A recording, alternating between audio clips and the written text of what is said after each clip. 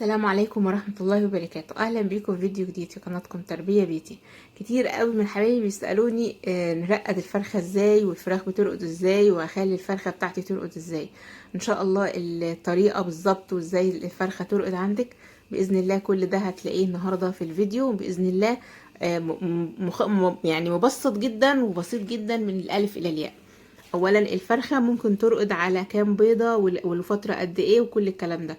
الفرخه اهم حاجه واحنا بننقي البيض الاول اللي احنا هنرقده تحت الفرخه لازم يكون بيض كبير كويس، مش مفيهوش اعوجاج في القشره بتاعته. القشره بتاعته حلوه وسليم عشان البيضه الكبيره هتطلع لك فرخ كبير، انما البيضه الصغيره هتطلع كتكوت ضعيف ممكن يموت منك. دي اول حاجه. بتحطي تحت الفرخه الواحده من 20 ل 25 بيضه على حسب حجم الفرخه. يعني في فرخه كبيره في فرخه رفيعه، هو من 20 قولي 21 بيضه مثلا لحد 25 ده اقصى حاجه. بترقد الفرخه على البيض 21 يوم بالظبط، يعني فتره قليله مش كتير. 21 يوم. طبعا لازم نرص البيض كله مع بعض في وقت واحد، احنا بنفضل نحوش البيض والفرخه بتلاقيها هي اصلا عايزه ترقد. مش انت اللي بترقديها، هي من نفسها بتبقى عايزه ترقد، بتلاقيها كده نايمه على البيض ومش راضيه تقوم من عليه، وتيجي تقوميها ما بتقومش، بتعمل لك مشاكل، وتلاقيها مش عايزه تاكل، هي عايزه تفضل راقده على البيض. الفرخه دي هي اللي هترقد. غير كده ما ترقديش او ما تحاوليش ترقدي الفرخه غصب عنها. في نوعيه فراخ حضانه من طبيعتها انها بتحب تحضن البيض وتحتضنه وترقد عليه. في فراخ ما بترقدش ابدا، ما بترضاش ترقد، فده بترجع لطبيعه الفرخه وبتبقى يعني رزق. مشكلة كبيرة جدا عند الفراخ لما بترقد هي الفاش، انه دايما الفراخ ترقد اعرفي ان هتملالك الدنيا فاش. بس ان شاء الله هوريك النهاردة حل جميل جدا جدا، مش هتلاقي فاش ولا المشاكل دي ولا الكلام ده كله. الفرخة دي بقى قعدت ترقد معايا واصرت انها تبقى راقدة كده، فانا قلت لها ماشي يا ستي مفيش اي مشكلة. ظبطت لها الدنيا عبارة عن الجردل اللي هي راقدة فيه دوت او البستيلا ديت. بصي بقى كانت بترقد محطاها مع اخواتها، فقلت ان انا عادي اسيبها واعلم البيض اللي تحتها علشان البيض الجديد اشيله، فيبقى انا عارفة مثلا عدد البيضات اللي تحتها 20 21، والزيادة هيبقى معلهوش علامة. هوريكي اعلمه بايه دلوقتي. انا علمته بفلوماستر اسمر، يعني مسكتها هي كده شلتها وحطيت بفلوماستر اسمر، علمت كل البيضات اللي انا عايزة ارقدهم. شايفين هي فظيعة مصرة انها ترقد واي حد يجي ناحيتها تضربه. بس لما لقيت الفرخة التانية الرخمة اللي زيها دي بتيجي تنام جنبها، ده بيفسد البيض، عشان كده خدتها نقلتها الناحية التانية لوحدها. كده بقى البيض اللي تحتها انا خدته وهبدأ ان انا اعلمه زي ما انتم شايفين كده. تمام.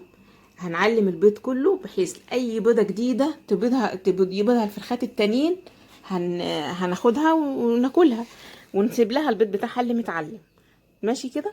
طيب بالنسبة بقى لمشكلة الفاش، فانت هتجيبي بودرة راجون. بودرة راجون دي موجودة عند بتوع اللي هي البودرة هي زي ما انت شايفة. بعمل انا عملت الفراخ التانية مكان تاني عشان يبيضوا فيه، عشان ما يبيضوش جنبها. بنعمل بقى، بنشيل القش ده ونرش شوية بودرة تحت وبعدين نحط البودرة. البودرة دي لا مستحيل تلاقي فاش عندك لو انت بتعملي كده. بتشيلي القش وتقومي رشه شويه بودره وحطها ليه كده؟ عشان الفراخ ما تنقرهاش وتاكلها، لان لو الفراخ نقرتها وكلتها هتسمم وتموت، هتيجي تلاقيهم كلهم مسطحين. فلازم تحطيها كده او تحطيها تحت جدار، يعني قالب طوب مثلا ترشيها تحته. لكن ما تحطيهاش مباشر، ترشيها على الحيط بعيد فوق عنهم، وخلي بالك تكنسي الجدار لانها هتقع من على الحيط على الجدار تحت في الارض. فانت لو رشيتي على الحيطان وما خدتيش بالك من اللي في الارضيه، هم هيجوا ينقروا وياكلوا اللي في الارضيه. فدي حاجات بسيطة جدا بس بتفرق قوي قوي قوي.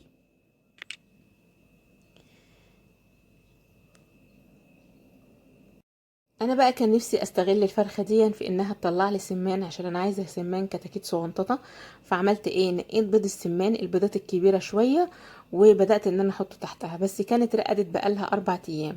وده بيعمل مشكلة لان الفرخة لازم من اول يوم تحط لها بيض سمان بيضتين 3 تعرف شكلهم عشان تتعود عليهم.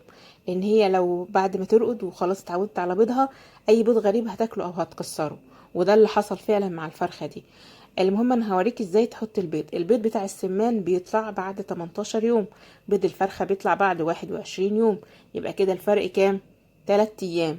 او 4 ايام. انا بعد ما رقدت بحوالي 3 ايام جبت لها بقى بيض سمان كنت محوشاه، وبدات ان انا احطه تحتها. بتنقي بقى البيضايه الكبيره اللي حجمها كبير علشان تطلع لك كتكوت حلو، وبنحطها. عايزه نصيحتي، لو هترقدي فرخه وهترقدي تحتها بيض سمان، من اول يوم حطي معاها بيضتين 3 وتستغني عنهم. 3 4 بيضات كده هيطلعوا في الاول، على فكره هيطلعوا قبل الكتاكيت بتاعتها. انا كنت حاطه حبه وهحط لها بقى دول. لكن لو انت حطيتيه ليها متاخر بعد ما تكون رقدت ب3 ايام، مش هتكون عرفت شكله، فهتبص تلاقيها مسكته كله كسرته وكلته. لان هي الفراخ كده، في فراخ كده بالذات الفراخ الانواع اللي هي مهجنه اجنبي دي. فراخنا احنا البلدي عادي ما بتفرقش معاها حاجه، بتاكل بترقد على اي حاجه. انما الفراخ الهجين دي ذكيه جدا ما شاء الله، تحسي كده بتتعامل مع بني ادمين. بيخوفوني احيانا من شده ان هم بيتفاعلوا معاكي، يعني بيفهموكي كده.